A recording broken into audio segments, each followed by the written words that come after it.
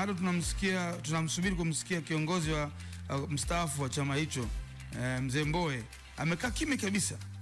Hawakuna mwakilishi kwanza. Hivi simani dada Dorothy, hivi Mheshimiwa Zitto Kabwe ana nafasi gani sasa hivi, ingawa ametoka amestaafu kazi yake, step down, au sio? Bado ana nafasi kubwa kwenye kuongea kwenye chama. Ndio ana nafasi. Kwanza tunamtambua kama kiongozi mstaafu wa chama, viongozi wote waliostaafu, mwenyekiti wa chama na kiongozi wa chama mstaafu, lakini pia anakuwa ni sehemu ya kamati ya uongozi wa chama. Kamati ya uongozi wa chama ina viongozi 9 ambao ni wale viongozi wa juu katika chama.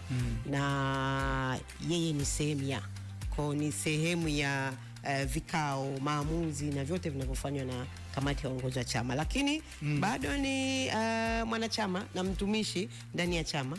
Kwa hiyo hapa tulipo yupo anaendelea na majukumu mengine ndani ya chama ambayo anapangiwa kama wanachama wengine wote, hasa tunapojiandaa na uchaguzi. Nimeongea hivyo kwa sababu gani? Mimi najua mzee akishaka pembeni, si kwamba amekaa pembeni, kama rais mstaafu, unajua anakuwa na nafasi yake maalum kwa sababu anajua mengi, anajuana na mengi na ana ushawishi mkubwa. Na ndio maana mpaka leo hii tutasikia Obama ameongea 1 2 3 kwa sababu bado ana ushawishi mkubwa. Sasa Mzee Mbowe uko wapi?